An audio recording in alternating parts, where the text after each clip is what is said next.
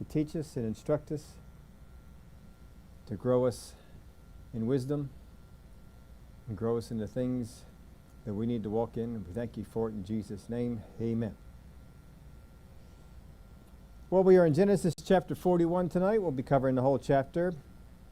And how do you respond when it seems like your dream is coming to pass? You know you're here on this earth for more than you've realized so far, but now it seems to be changing.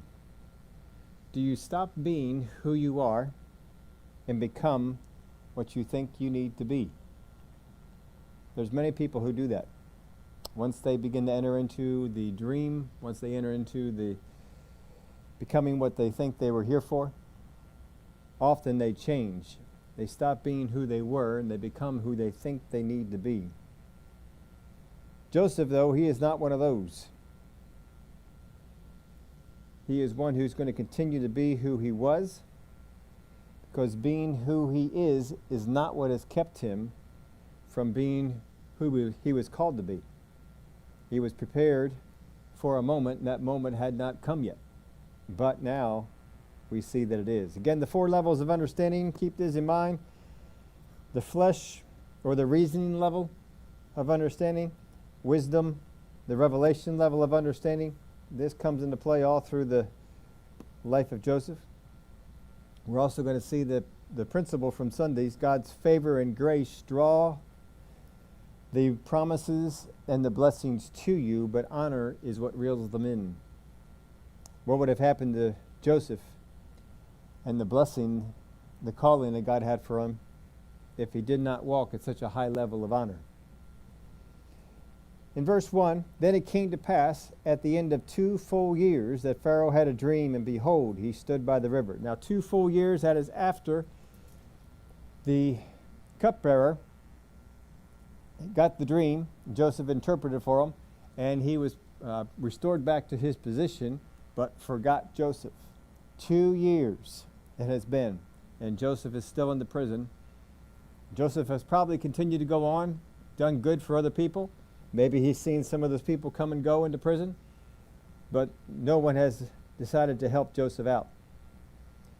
Suddenly, as Pharaoh was dreaming, suddenly there came out of the river 7 cows, fine looking and fat, and they fed in the meadow. Then behold, 7 other cows came up after them out of the river, ugly and gaunt, and stood by the other cows on the bank of the river. And the ugly and gaunt cows ate up the 7 fine looking and fat cows. So Pharaoh awoke. Now that might wake you up too, because cows don't generally eat cows. They generally eat grass. So they're doing something very unusual here. And maybe that's almost a nightmare. But can you imagine a cow eating another cow and dreaming about it, and seeing this in your dream, and seeing it all the way through? Not just that it happened, but you're seeing that cow eat the other cow until it's done. And when he says they got done, the other cows were gone, and the 7 ugly cows were still there. So Pharaoh awoke, he slept and dreamed a second time, and suddenly 7 heads of grain came up on one stalk, plump and good. Then behold, 7 thin heads, blight by the east wind, sprang up after them, and the 7 thin heads devoured the 7 plump and full heads. So Pharaoh awoke, and indeed it was a dream. And now it came to pass in the morning that his spirit was troubled. And he sent and called for the magicians of Egypt and all its wise men. And Pharaoh told them his dream, but there was no one who could interpret them for Pharaoh. Now we probably heard about the magicians and wise men again later on in the Word of God, but they come all the way back here into the time of Egypt, and they were expected when they came in to be able to interpret dreams. But these particular dreams they could not interpret. Now, of course, in Babylon, we know under Daniel, he was not even willing to give them the dream because he wanted to make sure that they could prove that they had the authority or wherewithal to interpret it. But Pharaoh is not that way. He told them the dream, but they couldn't figure out what it meant. Now, the first dream woke him up. Of course, it was kind of a terrible dream, and might wake you and I up too. He remembered it and went back to sleep afterwards, and then had another dream. And in the morning, he was troubled about these dreams. Knew that there was something more about them, but he couldn't figure out what it was. Now we know that this dream points out that a famine is on its way. God saw that this famine was coming as much as 17 years earlier and started to put Joseph in a position to do something about it. So Joseph is born. He's got a purpose. So you can actually even say that 30 years before this happened, God knew that he needed Joseph in place. And however man was going to put him, whether man put him in as a slave, man put him in as a prisoner, or man put him someplace else, God was going to get him and bring him out and put him into the spot that he needed. So some 30 years at least, 17 years we know, that God saw this coming upon the earth. So does the famine come, or what is the reason, I should say, for the famine coming? Now, if God can make preparations for such an event as this famine coming, what kind of preparations can he make for what's coming in your life? And has God already told you some things to get ready for? Now, God saw Israel as being in a foreign land way back in the days of Abraham. And I'm just going to read this to you. I didn't write this in your outline, but it's Genesis 15, verses 13 through 16. Then he said to Abram, "Know certainly that your descendants will be strangers in a land that is not theirs, and will serve them, and they will afflict them 400 years, and also the nation whom they serve I will judge afterward. They shall come out with a great possessions. Now as for you, you shall go to your fathers in peace, and you shall be buried at a good old age. But in the fourth generation they shall return here, for the iniquity of the Amorites is not yet complete." Now if you look at the generations from the days of Abraham until these particular days, you're going to see that there's 4 generations. Moses is of, do you remember what house he's of? Moses is the house of Levi, and he is the 4th generation from Levi. Caleb, you remember Caleb? Caleb's of what house? He's of the house of Judah. If you go back through the genealogies, you will find that Caleb is the 4th generation from Judah. This is 4 generations. So if you ever heard people say, summarize, sometimes I throw this out at you too, that a generation in the Word of God is anywhere from 40 to 100 years. This is one of the places where you'll see it being 100 years. 4 generations, 400 years.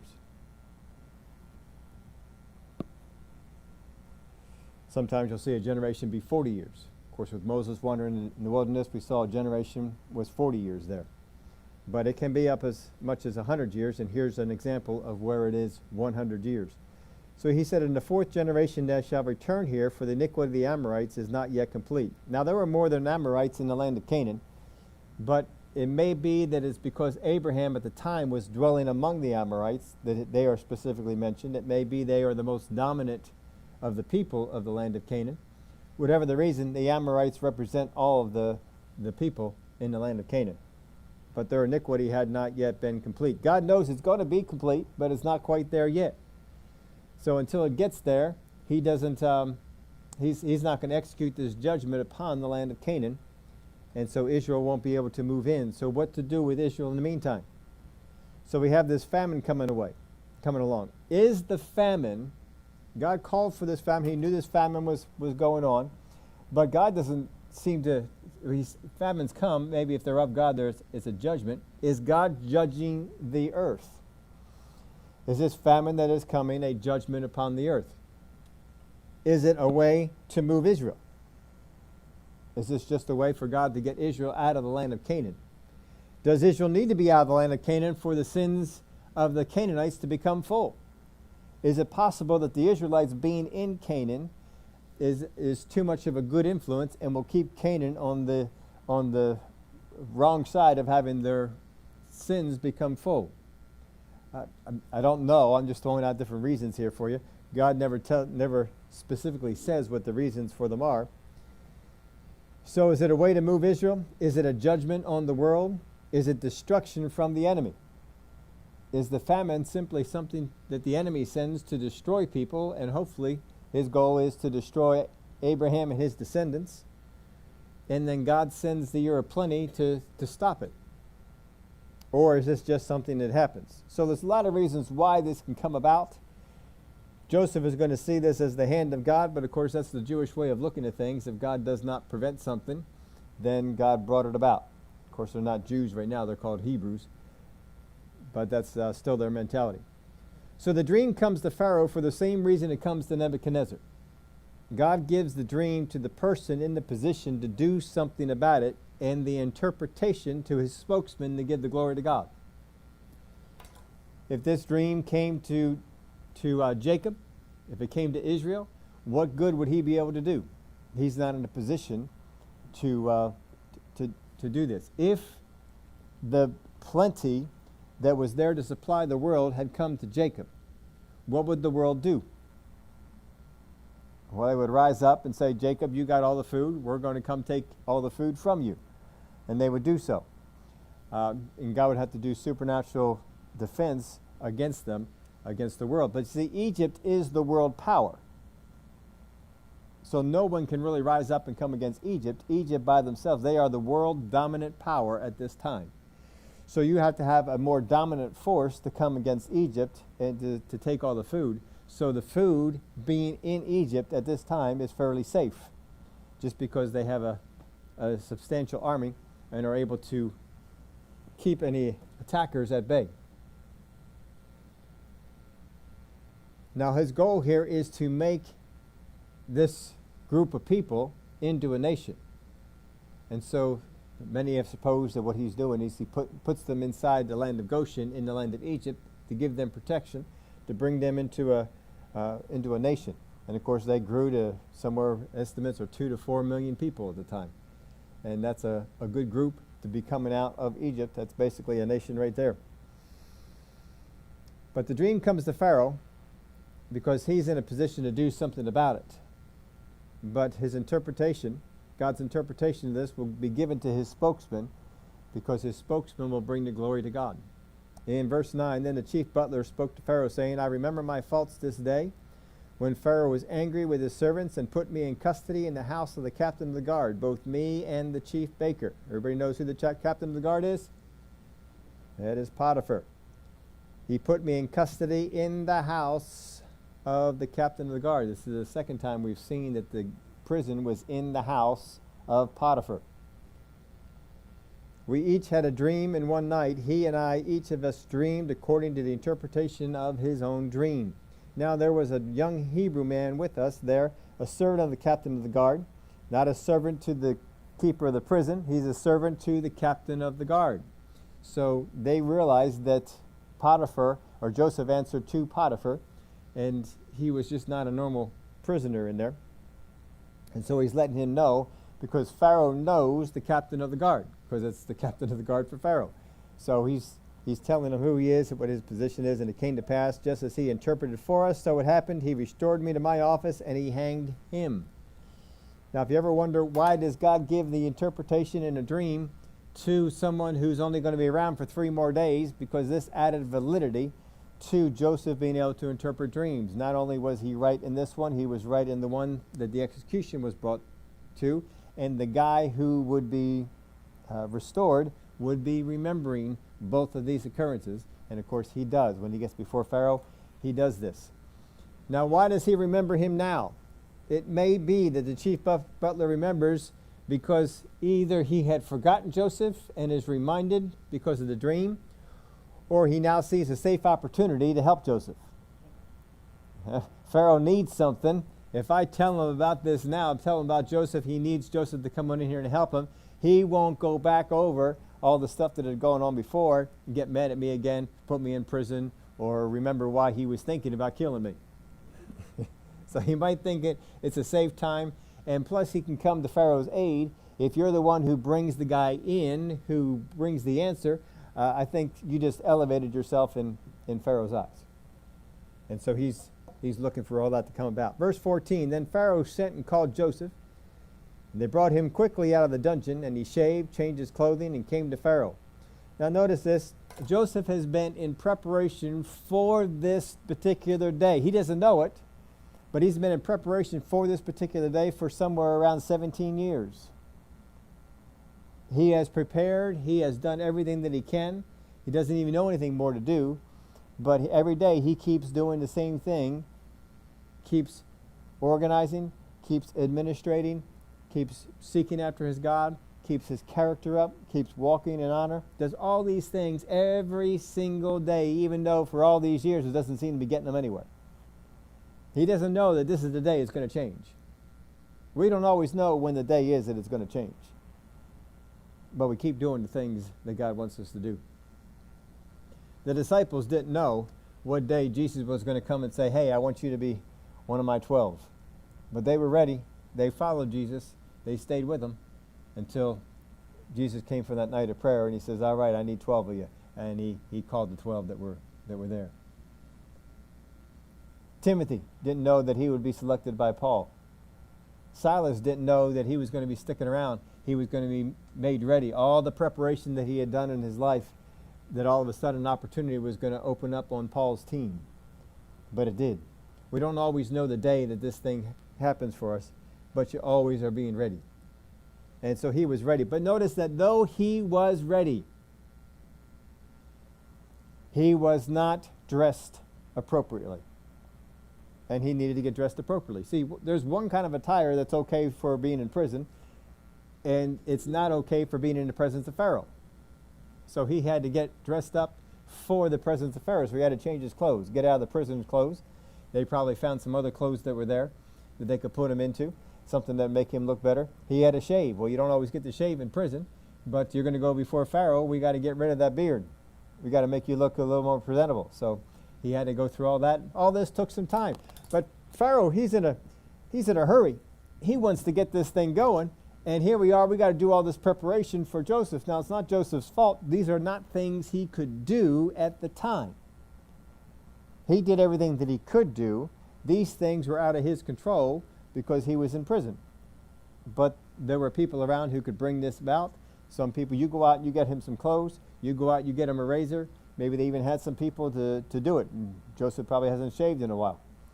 And hey, we got some people that have just done that. Maybe you go to a barbershop, you can get guys that can go to the barbershop, you can get shaved. I have never done it. I've seen it done, but I've never done it. I have absolutely no desire to go in there, sit down in a chair, and wait all that time while they just take a single edge shaver, and they just start carving you up. And I've heard people talk about it who got it done. They said, oh man, there's nothing like it. But I'm just completely happy with my electric shaver experience. I've been shaving with electric for so many years, decades I think it is, and I've never gone back to a blade. Don't ever want to. But this is what they would have to do, because they didn't have an electric razor to take care of this with. So they got to take the razor. They got to start shaving all that stuff off and fixing him up. Probably had to get a haircut. Probably had to get cleaned up, get a shower. Get everything all done. You're going before Pharaoh. And sometimes we think we're going before God. How do we, what's our appearance before going before God? So we had to get him fixed up. So we took some time off. Pharaoh's in a hurry. He wants to hear about this. It's in his spirit. It's agitated him. And go get the guy. And he's probably waiting. Isn't he ready yet? We're still getting some things taken care of. He was in prison. He didn't look all that good. We got to dress him up a little bit. But eventually he gets there. Verse 15, and Pharaoh said to Joseph, I have had a dream, and there is no one who can interpret it. You see, he's asked people. He said the dream to people. No one could interpret it. But I've heard it said that you can understand a dream to interpret it. So Joseph answered Pharaoh and saying, it is not in me. God will give Pharaoh an answer of peace. Boy, that sounds like somebody else's answer, doesn't it? Verse 17, then Pharaoh said to Joseph, behold, in my dream I stood on the bank of the river. Now, when he tells it this time, he's going to give you more detail. The reason for that is simply, in the first part of the story, we're just telling you the dream. This is the highlights of the dream. But see, now we're before Joseph. So instead of just retelling exactly the way it was before, now we're going to give you the details that were left out. But just know for a fact that when Pharaoh told this to the other people, he told them the same details that he's telling Joseph now. The dream didn't change. It's just as you're writing the story, we just gave you the highlights here first. Now we're going to get you into some more details. So some details will come out here that were not in the first part. Behold, in my dream I stood on the bank of the river. Suddenly 7 cows came up out of the river, fine looking and fat, and they fed in the meadow. Then behold, 7 other cows came up after them, poor and very ugly, and gaunt, such ugliness as I have never seen in all the land of Egypt. So there's a detail we didn't know before. These were the ugliest cows he's never seen cows this ugly before. These were by far the most ugly of all cows that he has ever seen. I mean, sometimes you can go out there and have you ever seen somebody walking a dog and you say, that is got to be the ugliest dog I have never seen a dog that ugly before. That is certainly the most ugly dog, and we've seen that until, sometime down the road you might see an even uglier dog. I've seen some ugly cats too. Just ugly, just like why would anybody want a cat like that? That is an ugly cat. Sometimes they're just mean cats, whatever it might be, but he has seen just an ugly cow. I mean, they are so ugly, he has to emphasize this in the dream. They are really ugly. And the gaunt and ugly cows ate up the first 7 and fat cows. And when they had eaten them up, no one would have known that they had eaten them, for they were just as ugly as at the beginning. So I awoke. So they ate the entire cow. This thin little cow eats this big fat cow and doesn't change. You would think that if all that cow got into the little cow, that little cow would have to grow. But that little cow did not grow. He just stayed exactly the same. And this was remarkable to Pharaoh as he's watching this dream. And so he relates this. Joseph does not have this dream. It's not like Daniel, who had to have the dream given to him so he could see all the details. Joseph does not have this dream. God did not give him the dream. He is only told what Pharaoh saw. So Pharaoh is describing the dream to him. And he said, that was the end of the dream. I woke up. Also I saw in my dream, and suddenly 7 heads came up on one stalk, full and good. Then behold, 7 heads, withered, thin, and blighted by the east wind, sprang up after them. And the thin heads devoured the 7 good heads. So I told this to the magicians, but there was no one who could explain it to me. Now we got a lot more detail on that first one than we did in the second one. That first one probably rocked him a little bit more than the second one did. But still, we had the 2 dreams. And so Pharaoh relates these things. He had related just exactly the same way to the magicians, to the wise men, and no one could come up with an answer. So it isn't like when we hear Joseph's explanation that, well, of course anybody could have come up with that. No, we presented it to all the people and all the wisdom that was there at Pharaoh's disposal. No one could come up with even a makeshift explanation of this. No one could figure it out. Then Joseph said to Pharaoh, let me go away and pray about this and see if I can come up with... He doesn't do that, does he? He tells him right away. The dreams of Pharaoh are one. No one else figured that out. But he does it immediately, instantly. He did not have this dream. As far as we can tell, God did not give him the dream ahead of time or give him any of the interpretation ahead of time. This is the first that Joseph is hearing it. And when he hears it, he says, the dreams of Pharaoh are one. God has shown Pharaoh what he is about to do. The 7 good cows are 7 years, and the 7 good heads are 7 years. Now before, when we had the dreams in the previous chapter, days were represented. What makes this different for Joseph that he now says this is years? We don't know. Nothing is pointed out into this. Maybe it's just because it has to do with food, and food has generally a year cycle. You've got the planting, you've got the harvest, and then you have the winter come in, and then nothing comes in until the next spring. You start planting stuff again. So he may just see that year because we're dealing with things that are growing. We don't know. But he knows immediately that this is about years, and that the 2 dreams are one. The 7 good cows are 7 years, and the 7 good heads are 7 years. The dreams are one. The 7 thin and ugly cows which came up after them are 7 years. And the 7 empty heads blighted by the east wind are 7 years of famine. This is the thing which I have spoken to Pharaoh. God has shown Pharaoh what he is about to do. Now again, in his mind, as he sees this is God doing it. It may be God, it may not be God, but that's how Joseph views it. That's how the Hebrews view things. God has shown Pharaoh what he's about to do. Indeed, 7 years of great plenty will come throughout all the land of Egypt. But after them 7 years of famine will arise, and all the plenty will be forgotten in the land of Egypt, and the famine will deplete the land. Now here's something we don't know. Is the years of plenty worldwide? All we know from this that he's doing is that this plenty is in Egypt. But we know that the famine is worldwide. Is it also possible that the plenty is worldwide? And it may be, but Pharaoh can't do anything about the rest of the world. All he can do is Egypt. And Joseph is telling Pharaoh, who has control over Egypt, about Egypt, not about the rest of the world. We know the famine is worldwide. We know that it even affects the land of Canaan, and that it also affects the house of Abraham, because that's why the brothers are sent. So the plenty will not be known in the land because of the famine following, for it will be very severe.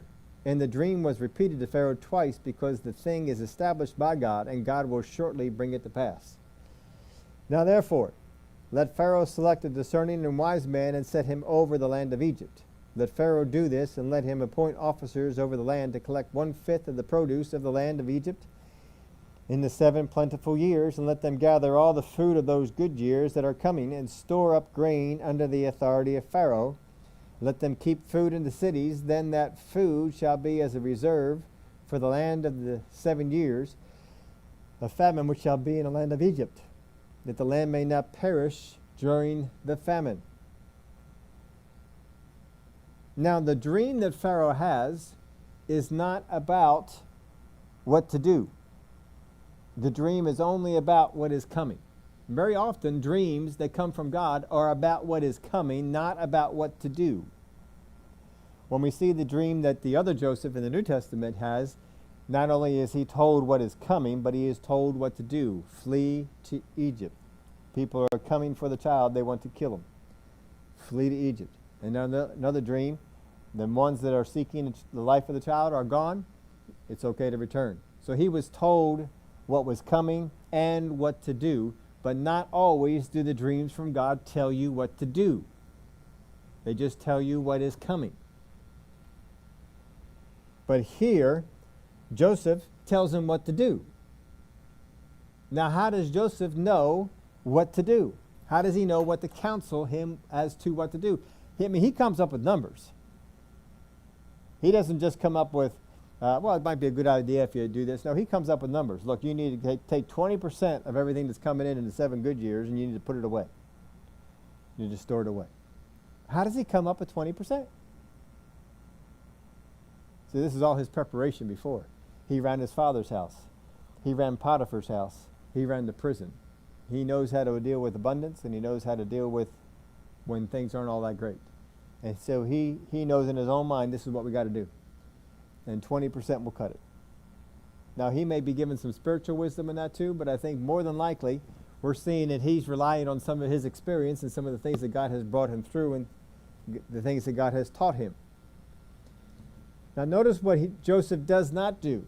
If you were a prison who was put in prison for the wrong reason, and when the cupbearer was brought before you, and you know he's going to be restored, and you say, remember me to Pharaoh, tell Pharaoh about my case because I'm here wrongly, and now you are before Pharaoh. This is the guy you wanted to hear your case. You knew you had to go above Potiphar's head in order to get anything done. You are now there. You are in Pharaoh's presence. What are the first words out of your mouth? Look, I'll interpret your dream as long as you hear my case. I mean, won't we be thinking along those lines? Joseph doesn't do it. Why is it that 2 years ago, Joseph is saying, remember me before Pharaoh? He's now in front of Pharaoh. He doesn't need anybody to remember him. He can tell Pharaoh, Pharaoh, I'm going to tell you what your interpretation is, but I need you to hear my case first. He doesn't do that. He goes right into, this is what your dream means. Now he's lost all leverage. He has no bargaining chips. He's already told him everything that he has to tell him. And he still doesn't plead his case. He just says, this is what you need to do. You need to get yourselves ready for it. You need to start storing some things up. Because God is saying, he gave you this dream twice because this thing is coming about quickly. If this thing is coming about quickly, why doesn't God bring him out of the prison before this? Why doesn't God have the situations come on that bring Joseph out of the prison before this whole thing? Well, apparently God wanted there to be some urgency on this thing. It's going on now. We need somebody now. If he came on out here and said, look, in 5 years, this is what's going to happen, then he might think he has 5 years to prep for it. But because he knows the dream came twice, and Joseph tells him what the reasoning for the dream coming twice is, because it's urgent. It's coming up now. You got to get ready now. So he's ready to make a decision. And Joseph is there before him. Now Joseph announces first that the two dreams have one meaning. When we were in the previous chapter, we had two dreams, but they had two different meanings. They were very similar dreams, but they had two different meanings. These are very similar dreams, but they have the same meaning. Joseph knows that. He shows the consistencies between the different dreams, how each one is how it's the same. And the interpretation of the dreams comes from God, but the course of action is apart from the dream. There is no course of action in this dream. Joseph adds the course of action on his own. He takes it from his wisdom. He takes it from the things that God has shown him throughout the years, or maybe God gives him some wisdom on the spot. Whatever it might be, he adds this to it. It is not in the dream. Pharaoh knows it is not in the dream. This dream is only a warning of what is coming. This dream does not tell you a thing about what to do. So Pharaoh knows it is Joseph that is telling me what to do and how we should get ready. Nobody else in my kingdom could tell me anything about this. Only him. In this particular dream, nowhere is there a spiritual application. Nowhere in this dream is there a spiritual application. Not all dreams have one. Some dreams just have a natural application. They don't have a spiritual application. If you listen to people who have dreams today, most people think any dream I have has a spiritual application. Somehow this is talking about my spiritual life. Somehow this is talking about what God is doing spiritually. But you will have a lot of cases in the Word of God where there is a dream and there is no spiritual application. It is 100% natural. When Joseph is warned about the people coming after Jesus, that is a natural thing. It's not a spiritual thing. It's a natural thing. This is what they're doing in the natural. They're trying to kill the babies. They're trying to kill Jesus. So they're going to kill all kinds of babies here. You need to get Jesus out. And so it's just a natural thing. A dream can be from God and have nothing but natural meaning to it. Don't try and make something spiritual that's not spiritual. It may be. Daniel's dream had a spiritual application, but not all dreams have them. Verse 37, so the advice was good in the eyes of Pharaoh and in the eyes of all his servants. Can you imagine that? All the servants agree. That's kind of like saying advice was given, if it was in our day, and the president liked it and all Congress liked it. Can you imagine all Congress getting behind any kind of advice that was given? I can't imagine that at all. Well, don't think that there aren't political parties here in Egypt. There are some people who view things this way and other people who view things this way, but they all agreed. This was good. Pharaoh says, do you think that's a good advice? I think that's great advice. Do you guys think that's good? I think that's great advice. I bet you Pharaoh is shaking his head. I've never seen everybody agree before. But they all agree. See, if you want to set yourself apart, you need to disagree and say, I think we ought to do it a different way. Set yourself apart. Show yourself something different. But not here. Everybody agreed. And Pharaoh said to his servants, can we find such a one as this, a man in whom is the Spirit of God? He's asking them, guys, do you think we can find anybody like this? in the Spirit of God as them? Well, they worship all kinds of gods. They worship the sun god. They worship the cats. They worship the light. They worship the Nile. How many gods they got there in Egypt? They got all kinds of gods. But Joseph apparently has the God who can answer dreams. So, yeah, he's a little bit different. We don't have anybody like this in our kingdom. Then Pharaoh said to Joseph, "Inasmuch as God has shown you all this, there is no one as discerning and wise as you." Boy, how many of you like to hear that from the head of the country? Head of the country said, "No one is discerning and wise as you." If somebody says that to you and you're in Joseph's situation, how many of you are thinking, "Good, then let me out of prison"? And you see, you would have settled for something far below what God had for you. Maybe you would have gotten it. Maybe he would have stopped and said, "Okay, but apparently you're not as wise as I thought." Because I was about ready to do more. "You shall be over my house, and all my people shall be ruled according to your word." Wow. From the prison to ruling over the land. "Only in regard to the throne will I be greater than you." So who's the second in the kingdom? Joseph. Who was the second in the prison? Joseph. Who was the second highest in Potiphar's house?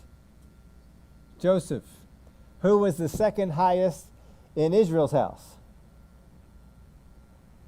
Joseph.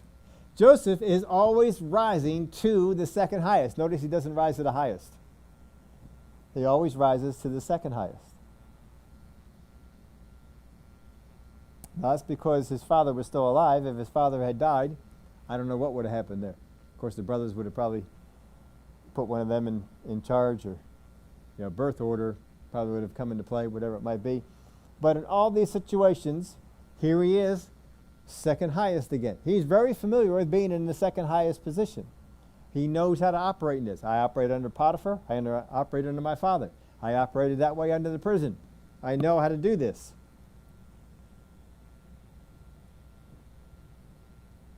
So he sets him over the land. In verse 41, Pharaoh said to Joseph, "See, I have set you over all the land of Egypt." Then Pharaoh took his signet ring off his hand and put it on Joseph's hand. This was on Pharaoh's. He just took some of his authority that was in Pharaoh's hand and he put it on Joseph's. They would take that signet ring and they would mark certain things, and this puts Pharaoh's stamp of approval on it, so he's basically giving him his signature. You can say whatever you want to do. You can put my signet ring on it, and it's done as if I did it myself. This is quite the promotion here. I'm not just making you over the years of surplus. I'm not just making you over the food supply. I am making you over all the land of Egypt. Why does he do this? Why not just make him over the food supply? Why not just put him in charge of collecting all the food and putting it away? Because he probably foresees that there's going to be some problems. Some people are probably going to stand in the way. And if I don't give him full authority, he won't be able to pull this off. So Pharaoh gives him full authority.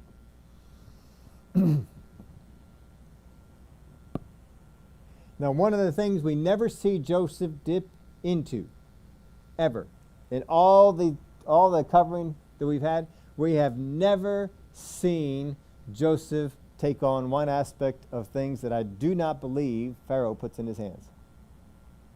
And that is warfare. We never see Joseph go to battle.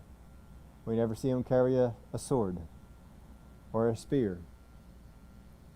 And Pharaoh, all the pharaohs would lead the nation in battle. So guess who's going to be leading the nation in battle? Pharaoh, not Joseph.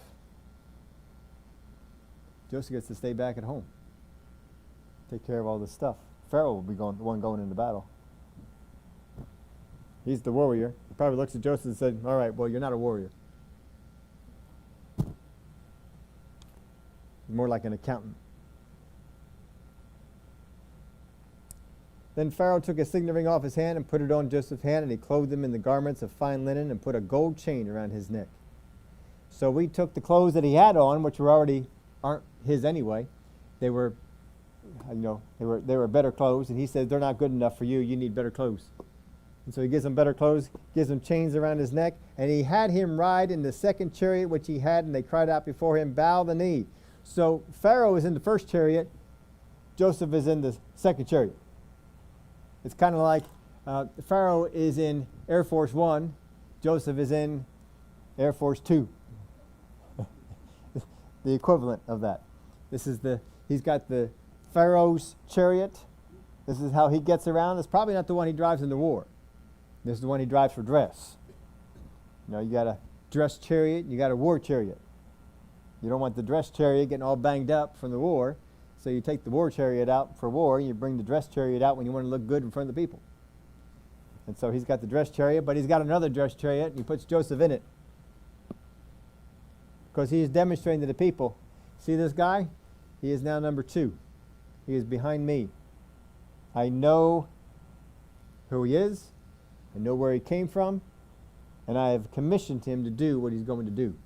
So he drives through all the place so that everyone sees this guy has got my stamp of approval.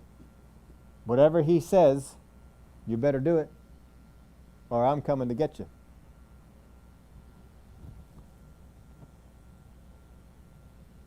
Imagine Joseph waking up on just a normal day. This is just a day like any other day, and all of a sudden everything changed. People are bowing their knee. So he set him over the land of Egypt. And Pharaoh also said to Joseph, I am Pharaoh, and without your consent no man may lift his hand or foot in all the land of Egypt. Wow. No one does nothing, Joseph, without you knowing it. He gave him the ability to micromanage the country. I'm not going to do it, but you can manage to your heart's content. If you don't want people to do a thing, then you don't let them do it. If you want them to do something, then you tell them to do it. So that means he can come over to your house during the 7 years of plenty and say, you see that field back over there? I need you to sow it. Well, we don't have the manpower. Find it. I need you to sow it. We need the stuff coming in from there. We got some stuff. We got some famine coming in, and we need everything going. Get that field going. Well, we worked really hard the last couple of years. We're trying to back off a little bit this year. I don't care. I want you to sow it. I want you to get that field going. Got some areas over here. I want you to clear this stuff out. I want you. If he wanted to, he'd go through and do all this. I don't know if he did or not, but he has that ability right now to go through Egypt and to tell people, this is what you will do. And he's a foreigner, and they all know he's a foreigner. So you got a foreigner coming on in telling you what to do, how to run your fields, how to get yourself going, because he wants to get as much as he can get out of these 7 years of plenty. We're going to get all that we can. And Pharaoh called Joseph's names. We got to Egyptianize them. So we can't have him having a Hebrew name. We got to have him have an Egyptian name. So he gives him a good Egyptian name, Zaphnath Paneah. And he gave him as wife Asenath, the daughter of Potiphera. Boy, that sounds awful close, doesn't it?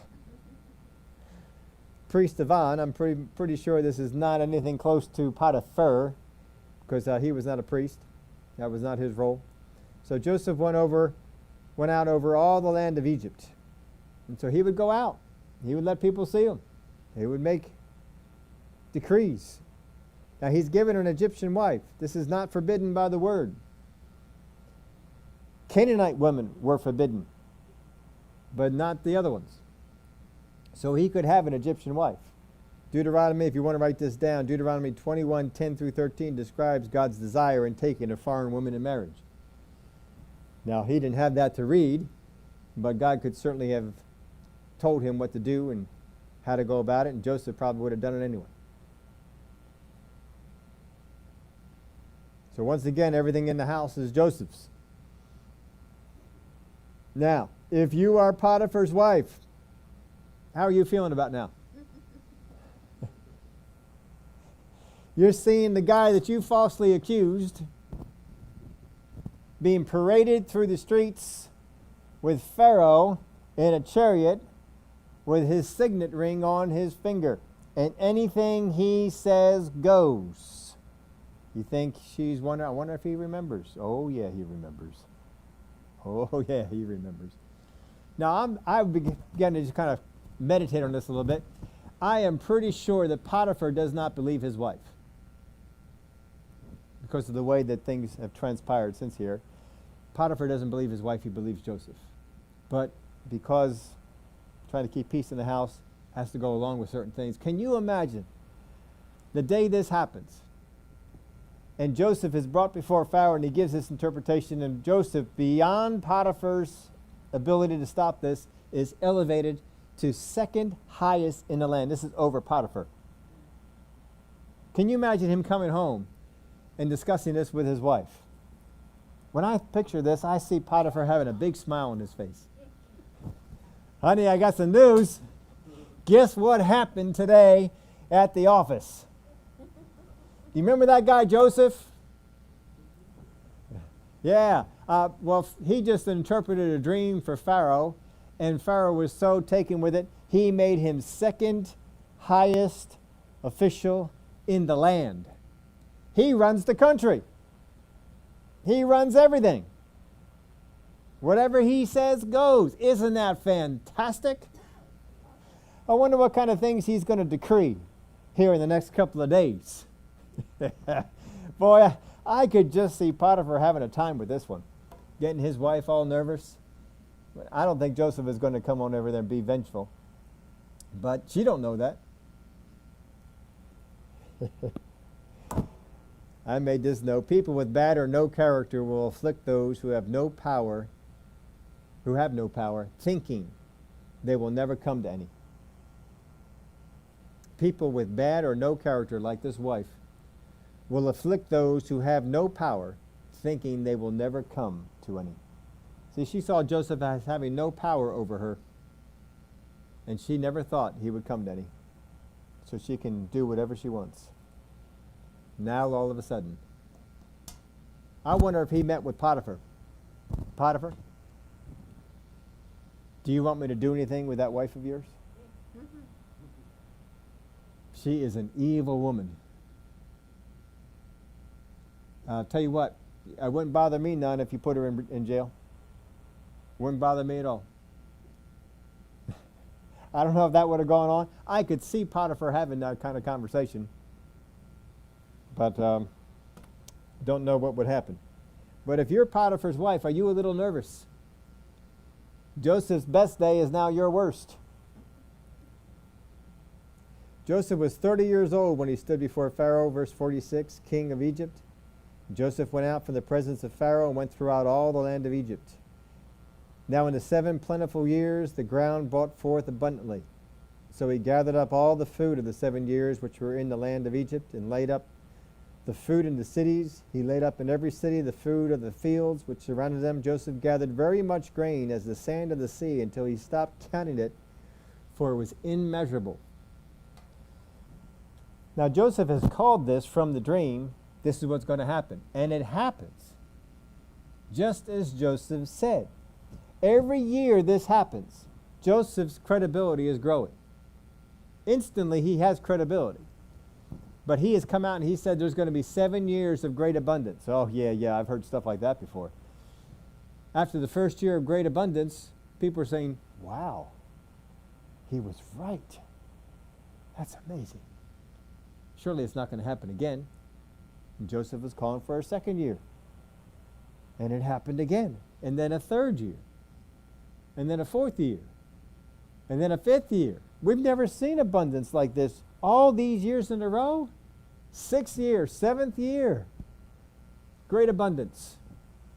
I mean, stuff coming in.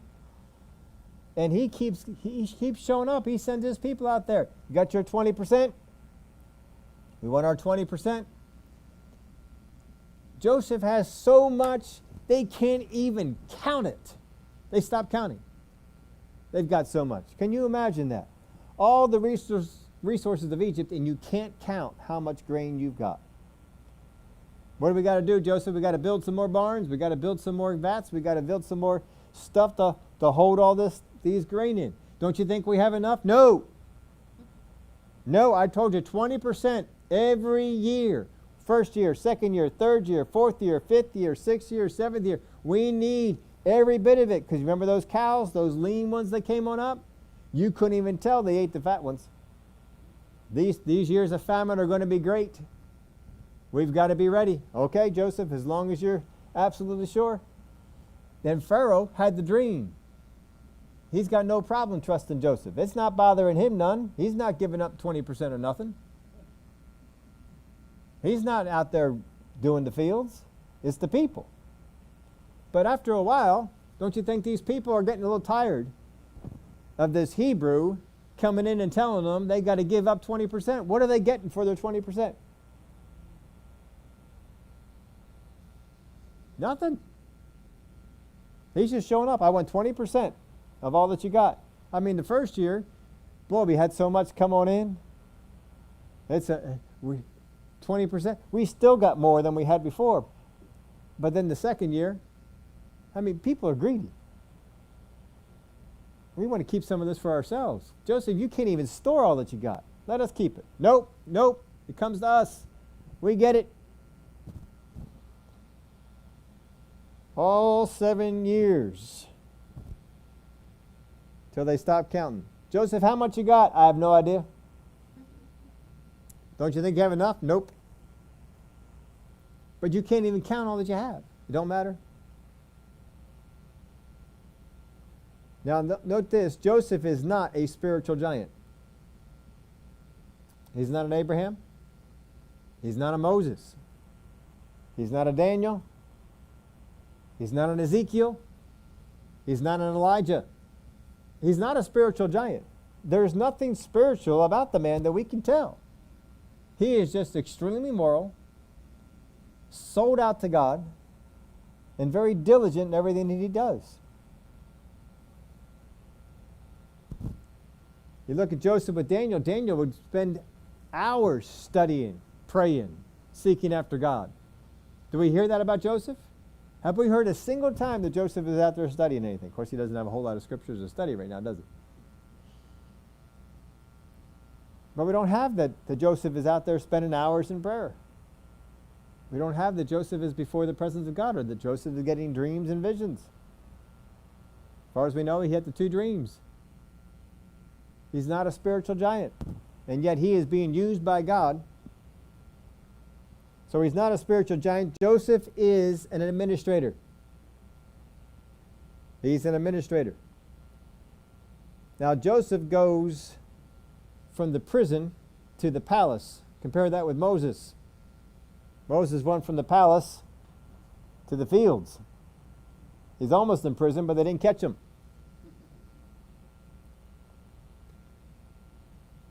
Moses goes from a high position to a low position. Joseph goes from a low position to a high position. Moses began in Egypt and ended up on the border of Canaan. Joseph began in Canaan and ended up in Egypt. But both cared for their nation, the nation of Israel. Verse 50, and to Joseph were born 2 sons before the years of famine came. So in the 7 years that Joseph was doing this preparation, he got married and he had two sons. May have had some daughters in there too, but we know he had 2 sons. Joseph called the name of the firstborn Manasseh, for God has made me forget all my toil and all my father's house. And the name of the second he called Ephraim, or Ephraim, depending upon whom you heard pronounce it. For God has caused me to be fruitful in the land of my affliction. Then the 7 years of plenty which were in the land of Egypt ended, and the 7 years of famine began to come, as Joseph had said. The famine was in all the lands, but in all the land of Egypt there was bread. So Joseph says, that's the last year of plenty. Next year is a year of famine. Yeah, right, Joseph. This year of plenty has been going on and going on and going on. Just because you call for it doesn't mean it's going to be there. And then all of a sudden, it was famine. Nothing was growing. Nothing was happening. Wow. This is something. This is so different from us. You know, we've had people that are calling for disasters after disaster. In 10 years, it's all going to go away. 12 years. Oceans are going to rise. Ice is going to melt. All this sort of stuff is going to happen. And it doesn't happen. The 60s, we had 25 years till the oceans died.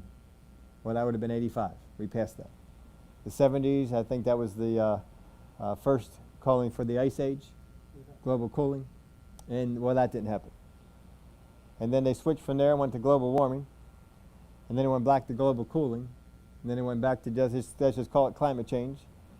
And they keep putting years on it. You know, Al Gore was out there in I don't know, what did he say, 10 years, 15 years, whatever it was. He gave a prediction for it. And I remember Rush Limbaugh, he got tired of hearing all these people give predictions and no one held them accountable. So from the time that Al Gore made that prediction, Rush Limbaugh took on his website and he put a little counter off there on the side to count down the number of years that Al Gore said we were all going to be, you know, in trouble and dying and whatever it would be. And it would count down. And if it was 20 years, he had a 20-year countdown on the thing. And it counted down to 0. Nothing happened. Nothing changed. But you see, they just bypass all that and they just go on and they predict the next one and try and get people to go along with it. But Joseph, he said 7 years of plenty, and there were 7 years of plenty. And then he said, now the famine begins. And it did. And he said it's going to go on for 7 years. And the 7 years of famine began to come as Joseph had said, and the famine was in all lands. It's all over the world. Now the famine was on all lands. It would seem that the abundance was in all lands, but who made preparation? Joseph. But in all the land of Egypt there was bread. So when all the land of Egypt was famished, the people cried to Pharaoh for bread. Then Pharaoh said to the Egyptians, go to Joseph. Whatever he says to you, do it. The famine was over all the face of the earth. And Joseph opened all the storehouses and sold to the Egyptians. And the famine became severe in the land of Egypt. So all countries came to Joseph, to Egypt, to buy grain, because the famine was severe in all the lands. Now Joseph, it says how did he distribute the food? He said he sold it. Did he buy it? No, he took it. And now he's going to sell it. I mean, that's a great business. And we're jumping ahead here a little bit, but you'll find out that he sold it until the Egyptians had no more money. And they said, what are we going to do? We're going to die. Well, I said, that's all right. What else you got? Well, we got our lands. All right, you give me your lands, I'll give you some more food. And by the time Joseph was done, Pharaoh controlled everything. He had all the buildings, he had all the land, he had all the money. So Joseph once again brought great prosperity to whatever house he was in. And he does it here. What's Pharaoh thinking? Can you imagine, as the famine is going on, and Potiphar comes into the house of Joseph, and they're talking, Potiphar, I'm getting so rich, I don't know what to do with all the money. And Potiphar says, yeah, I know that Joseph, he just makes things go. When he was in my house and he had control over everything, I mean, everything increased. I was getting richer and richer until that wife of mine did that. And then I had to do something about it, but I probably would have been the richest guy in the whole country if we just kept going with Joseph in there. Yeah, well, I got him now. And he's making me rich. I don't know what he's going to do next year, but whatever it is, I'm going to get richer. And I don't got to do much. He's doing all the work. This is great. So Joseph is he's being liked more and more by Pharaoh. He's just doing more and more good things for Pharaoh. But the people, are probably upset because they're losing all their stuff, but they're fed. If it wasn't for Joseph looking out for this whole, they all would be dead. They know it. If Joseph had not made these preparations, we all would be dead. Now, does Joseph understand his own dreams at this point? Remember, he's got two dreams. He didn't understand what the dreams meant. Neither did his family. They all put on that same explanation that other people did, that even people today still throw on it. Does he understand his own dreams now? Did this opportunity help him? Or did he learn from these dreams something that helped him to understand his own dreams better? Or did understanding his own dream help him understand Pharaoh's dreams better? Because again, he had two dreams. The cupbearer had two dreams. The cupbearer and the baker, they had two dreams. And Joseph was called in because Pharaoh had two dreams. Two dreams seems to follow him. God is trying to get him to get a message, understanding the two dreams. He will get the message, and he will show us what it is that these dreams were to help him with.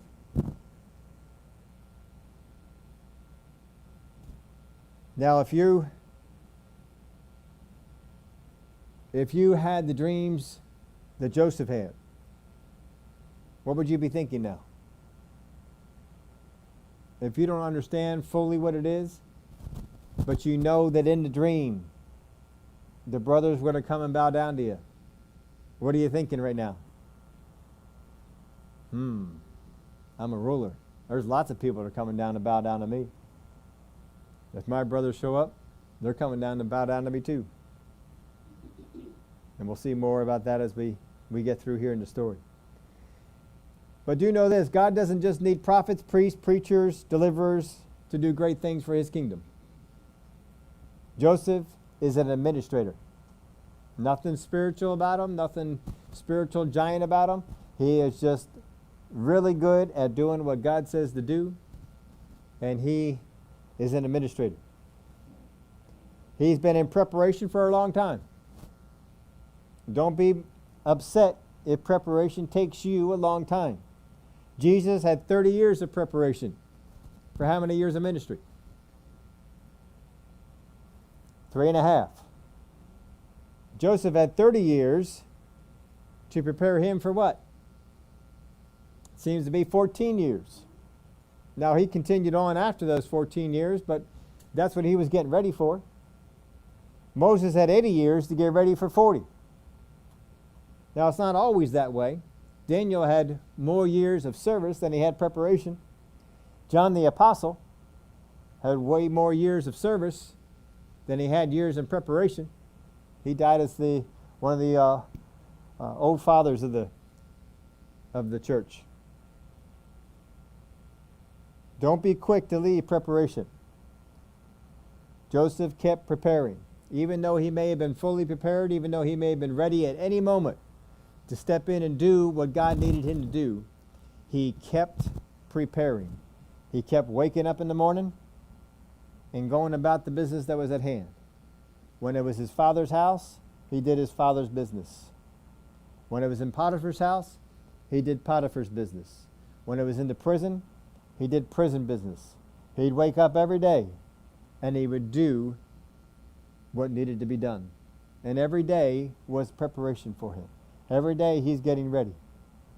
And when the day finally came and he's brought before Pharaoh's presence, he is taken out of preparation and he's put immediately into some very important service. Don't discount preparation. Who knows how long your preparation will be? Who knows if your preparation is already over? I won't be able to answer those questions for you, but God can. Preparation is not bad. Preparation is good. But God's making you ready.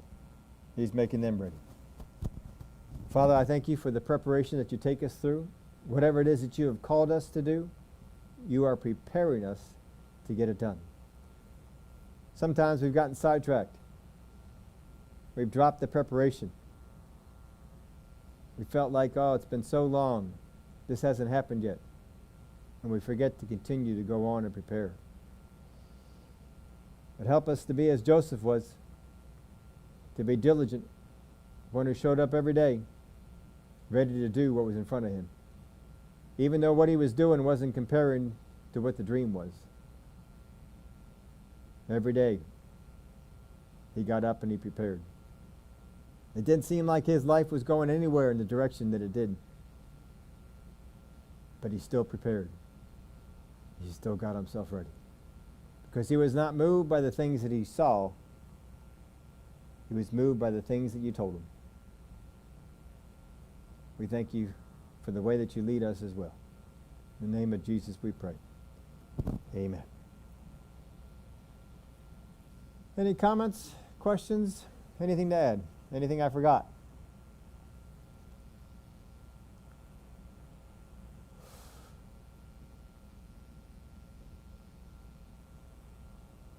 All right.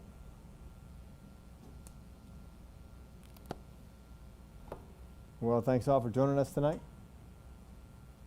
We will look forward to next week. The brothers show up next week. And Joseph has an encounter with the brothers. Just think of this, though. He was in that position, second over the land, 7 years, never saw his brothers. Never saw them come. He's still thinking about that dream. When his brothers come and kneel down, he's pretty sure, I'm in the place. I'm on the throne. Where are the brothers? When will they come? Well, next chapter they come. They don't come until the years of famine. But they do come. So we'll get into that next Wednesday. Thank you all. Have a good night.